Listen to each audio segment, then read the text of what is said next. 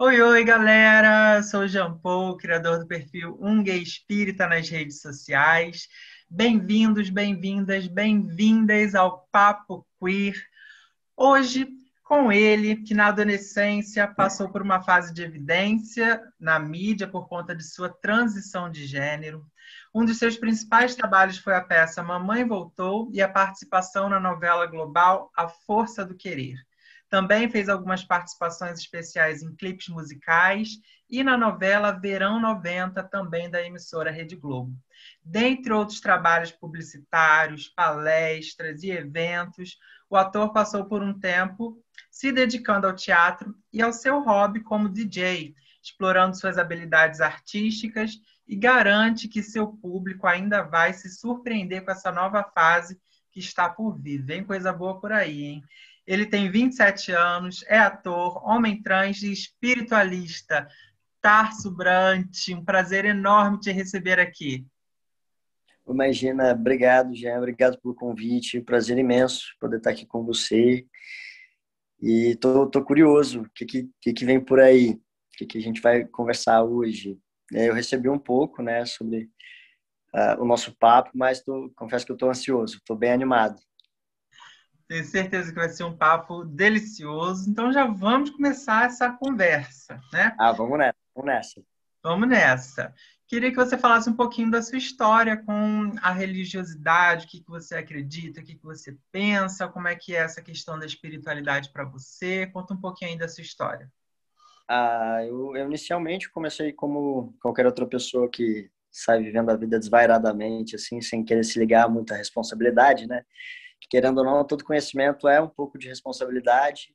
E a partir do momento que eu me conectei com a minha fé, através da doutrina espírita, que foi onde eu comecei os meus estudos lá no início, e calhou com a minha transição, eu descobri a minha base, que foi a partir da doutrina espírita que eu consegui compreender melhor qual é essa conexão e essa completude que existe em todas as linhas espiritualistas, que foi o que me deu literalmente a minha base, que é a minha fé, que hoje eu dou maior valor para ela, assim, sem ela eu não seria ninguém. E um pouco do que eu aprendi, um pouco muito sobre mim, vem do que eu me predispus a conhecer a partir do momento em que eu me abri para a minha verdade essencial, que é estar mais conectado com esse lado do espírito desse momento que a gente vive aqui na Terra, né? Que a gente sabe que a gente está aqui, mas a gente não é daqui. Então, isso para mim é essencial, assim, é fora de muitas definições, né? A gente mais sente do que define. É verdade. Como é que você chegou, então, até é, a conhecer o Espiritismo? Como foi esse caminho? A minha família toda é católica, e eu sempre tive parentes, a minha mãe, inclusive, ela sempre frequentou o centro espírita em si, que é um local onde as pessoas vão.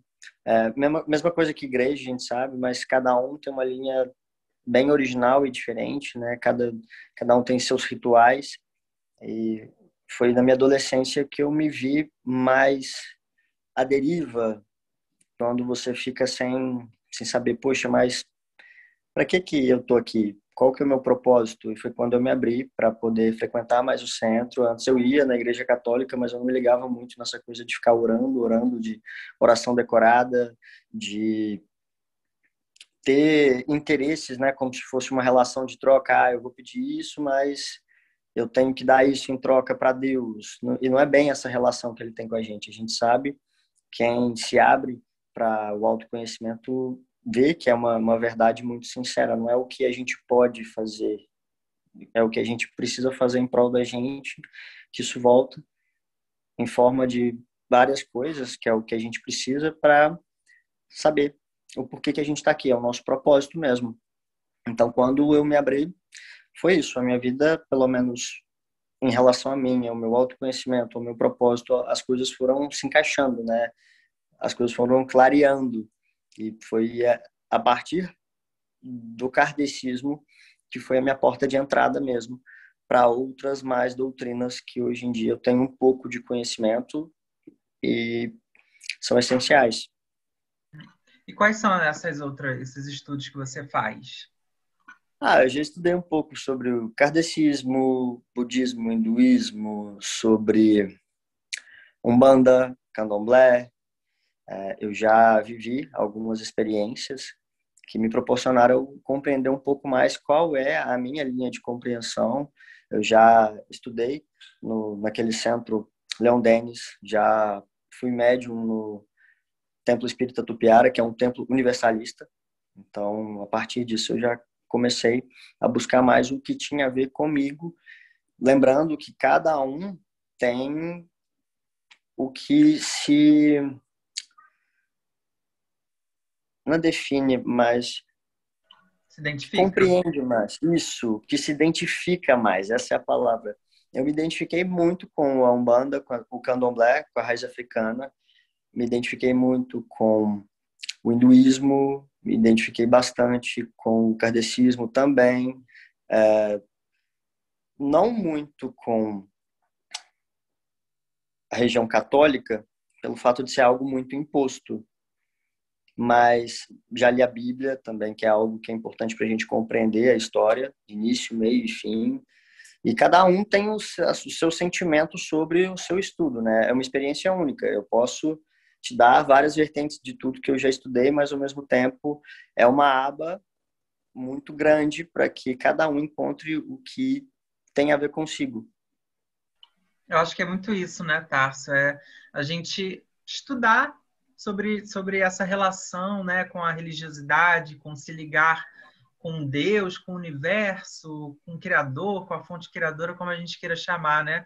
É muito essa ligação, eu acho que ela é muito individual, né?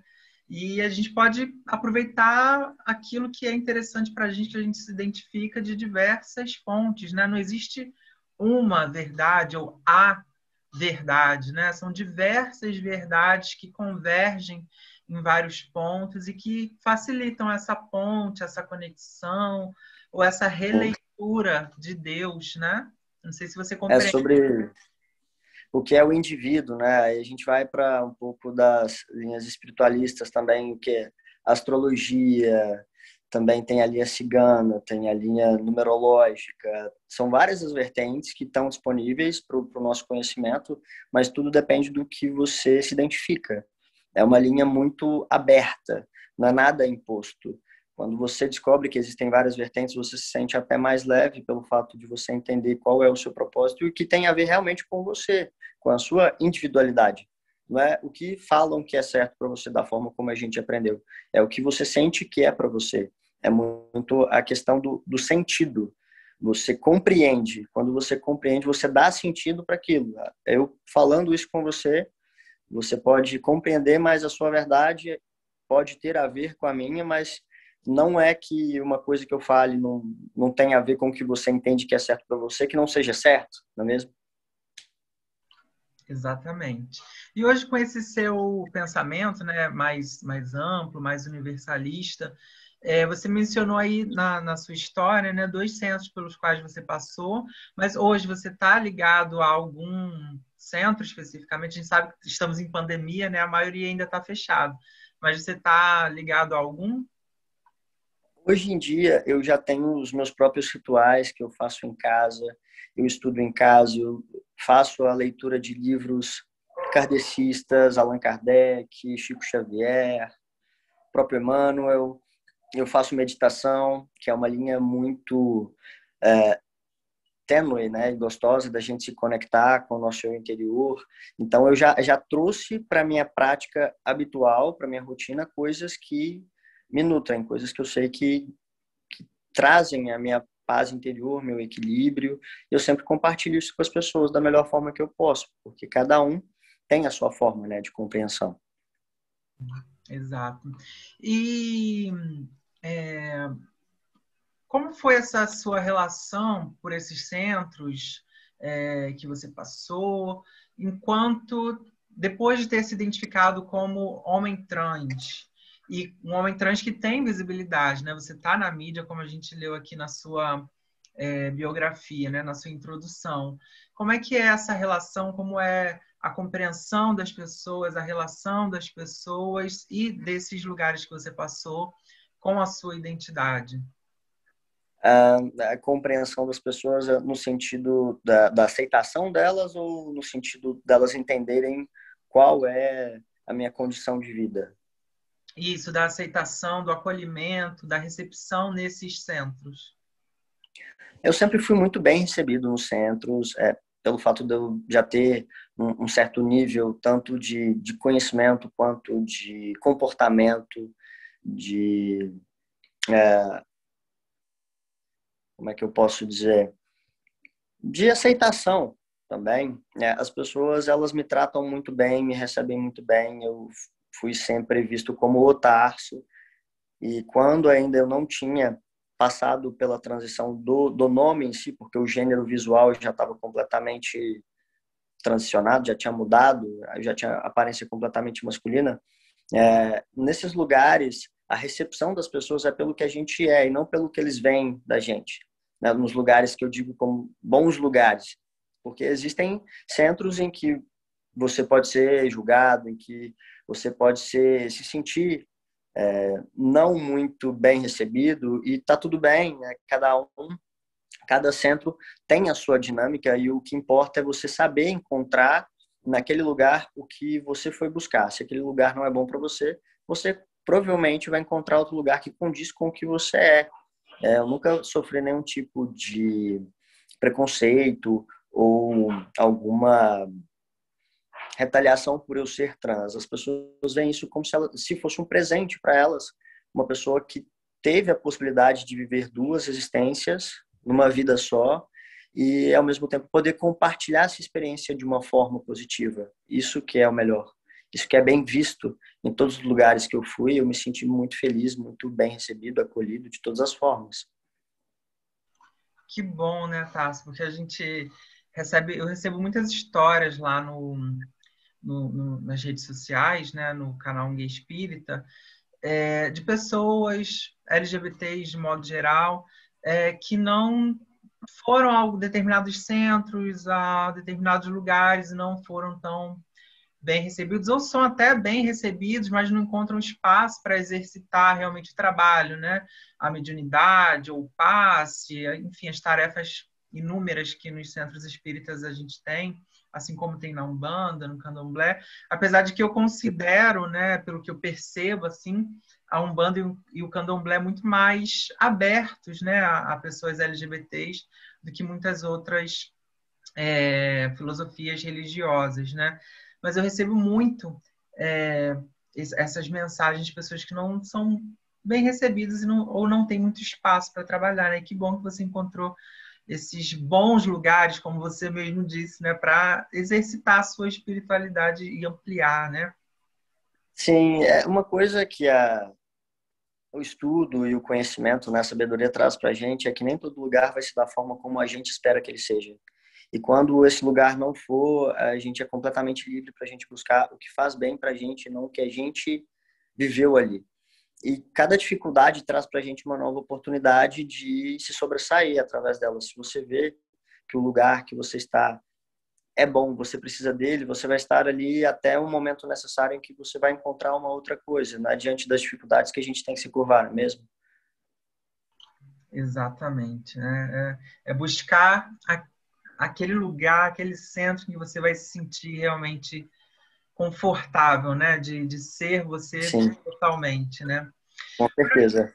Eu queria te fazer uma outra pergunta que tem a ver, porque a gente que cresce num ambiente religioso, você falou que veio de família católica, eu nasci em família espírita, mas nesse ambiente mais tradicional de religião, né, a gente cresce ouvindo certas coisas, né, com relação a LGBTs. E como foi para você lidar? E às vezes, muitas vezes a gente sente até culpa, né, por ser homossexual ou por ser trans e, enfim, a sigla inteira, tudo aquilo que está fora desse padrão hétero cis normativo, né? A gente nutre certa culpa durante algum tempo. Como é que foi para você lidar com essa situação da sua autopercepção e alinhar isso à sua construção de relação com a divindade, com Deus? Olha, Jean, graças a Deus, eu sempre tive uma clareza muito grande sobre o que eu queria para mim, mesmo eu não tendo exatamente a certeza do que eu era quando eu nasci. Eu tive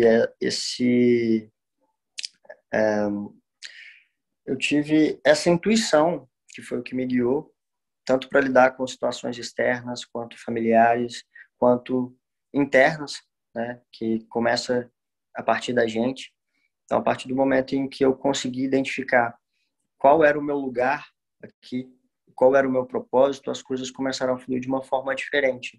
Eu parei de querer que as pessoas me aceitassem e parei de querer me encaixar e passei a buscar o que eu poderia fazer por aquelas pessoas que não conseguiam lidar com certas situações ou certos momentos que me incluíam. E tá tudo bem. As pessoas elas não precisam saber o tempo todo de tudo que elas têm que fazer. A gente só tem que buscar sempre ajudar, né? O que a gente pode ajudar, saber identificar naquela pessoa o que ela precisa naquele momento ou o que a gente precisa daquela pessoa. Não é uma relação de interesse, é uma relação de troca mútua. Se algo não está sendo muito positivo ali naquela relação, a gente saber entender o motivo daquilo e saber encaminhar para o melhor ponto em que aquela relação vai ser algo positivo. A gente transmutar essa coisa da depreciação, do, dos apontamentos, né, dos questionamentos e fazer com que isso não afete o que a gente sabe que é, o que faz parte da gente, que sabe que é nosso. Então, eu fazia assim, sempre que eu vivia alguma situação que eu me sentia constrangido ou que eu era questionado, eu não respondia nada além do que eu sentia no momento. Eu não me via no lugar de ficar me justificando para as pessoas, buscando explicações de coisas que às vezes nem eu sabia, nem eu me entendia. Eu dei o meu tempo, eu tive paciência comigo mesmo de me entender para depois eu lidar com todas as outras situações que a vida ela traz várias situações para a gente o tempo todo e não é o tempo todo que a gente vai ter respostas para ela e tá tudo bem, não é mesmo? A gente passa momentos que a gente está um pouco confuso, que a gente está um pouco desajustado, que a gente está às vezes até se sentindo mal e não é por isso que você tem que achar que a sua vida não faz sentido, muito pelo contrário, é nesses momentos que ela está fazendo sentido. Nesse momento que você tem que ter calma, saber identificar quem é aquela pessoa, o que ela significa para você, até que ponto você pode ir para estar bem, manter uma boa relação é o essencial.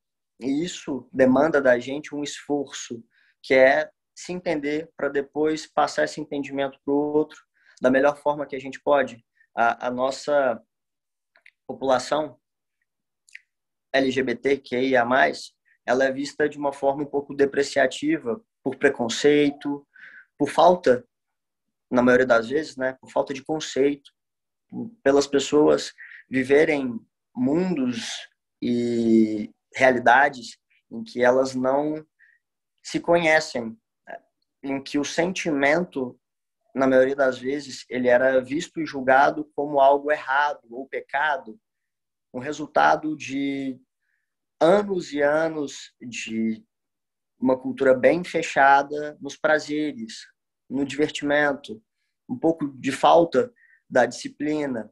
E isso vem lá de trás. A gente tem que entender que não é através de uma atitude que as coisas vão melhorar. A gente precisa persistir no que a gente sabe que é certo, mas inicialmente entender qual é a nossa verdade, para depois eu saber como eu vou lidar com a verdade das pessoas e assim poder estar perto delas de uma forma em que a gente não entre em conflito, que a gente saiba se comunicar.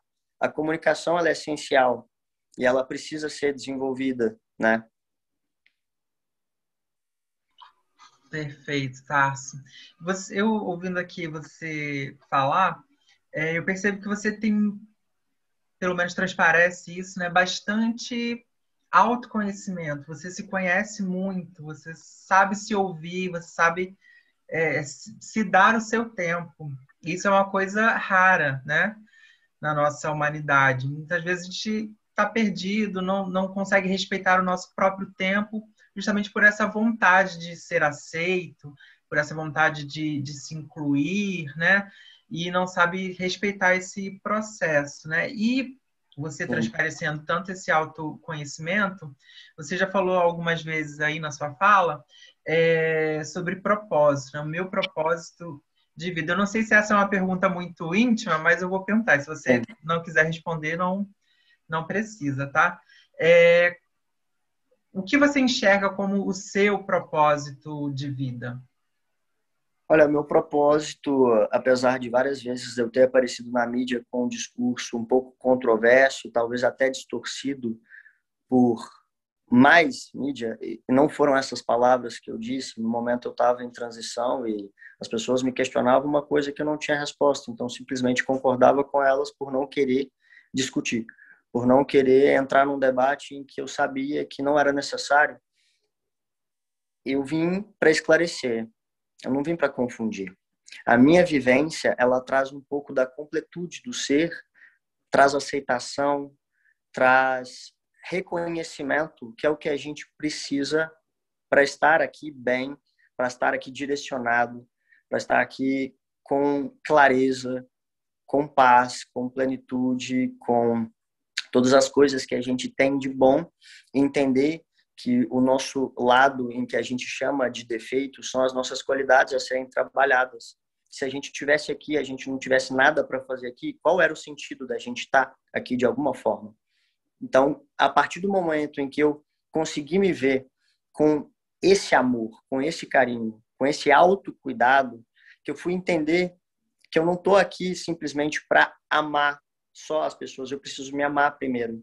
E do amor próprio nasceu essa vontade de me conhecer. Eu entendo que eu me conheço, mas eu ainda não me conheço por completo, independente da minha condição de ser, de eu ter sido em algum momento da minha vida visualmente mulher e hoje eu sou visualmente homem.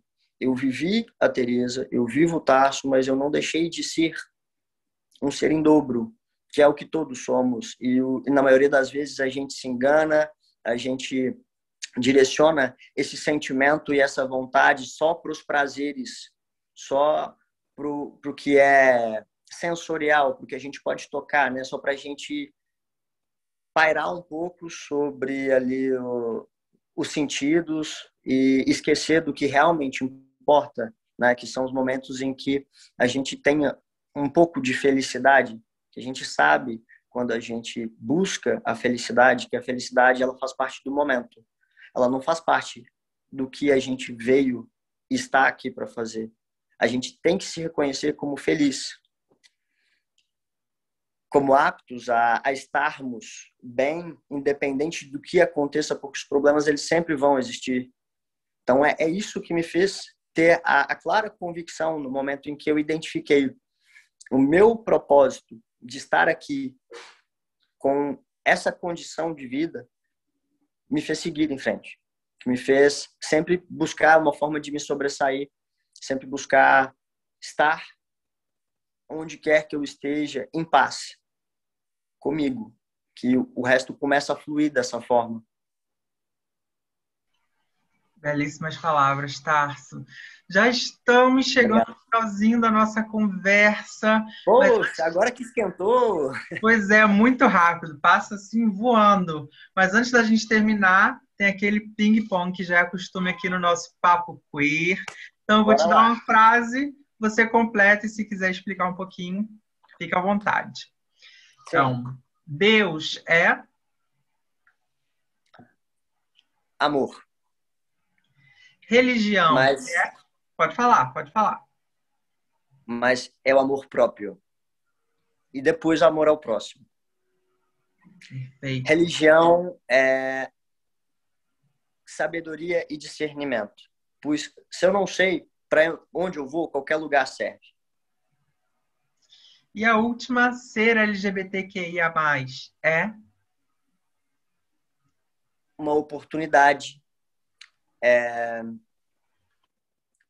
ser o que você é não se esconder, Você pediu só uma palavra, mas eu estou te dando frases, porque isso vai além do que uma palavra pode definir para oportunidade e para a maravilha que é você se conhecer, você se aceitar. Isso é um processo que todos passamos, independente se a gente for LGBTQIA+, ou se a gente se identificar de alguma forma. Não existem formas, existem o que a gente informa, existe o que a gente faz e o que a gente acredita. Se você acredita que você é digno de ser dessa forma, independente de quem você seja ou em que lugar você esteja, você reconhece tudo o que você é, você reconhece tudo que você já viveu e você é você. Você tem o prazer de se conhecer todos os dias. Isso é maravilhoso. Isso é incrível. E não existem palavras que possam definir o quão maravilhoso é poder ser o indivíduo único, indelével que a gente é. Que todos somos iguais, né? Incrível, Tarso. Muito obrigado pela sua disponibilidade, por essa conversa maravilhosa. Tenho certeza que todo mundo vai sair assim reflexivo sobre tudo isso que você trouxe. Gratidão. Passo agora para você suas palavras finais. Imagina, Jean, eu que agradeço mais uma vez pela oportunidade de estar aqui com você. Em breve, se possível, gostaria da gente fazer essa reunião pessoalmente, né? Assim que a gente tiver esse momento aí, né, que a Com gente está certeza. vivendo. Vai passar Muita essa gente pandemia. vai passar, né? O mal que passa. Não é passar mal, é o mal que passa sempre. Isso aí. E um recadinho para todo mundo que está vivendo esse momento, que está um pouco aflito, que está assistindo a gente até agora. Queria pedir para todo mundo se acalmar, se conectar com o que busca da melhor forma para tentar se sobressair e ver esse momento como mais um momento de oportunidade de ser e estar diferente. Que todo mundo está passando por essa fase aí de refazer, de sair da zona de conforto. Isso é normal, todo mundo vive isso e é para isso que a gente está aqui, para a gente apoiar um ao outro, para a gente compartilhar, para a gente partilhar amor, carinho, cuidado, e é para isso que esse momento serve. Então, para quem tem medo de morrer, a morte, ela é só o início, é um intervalo entre essa e a próxima.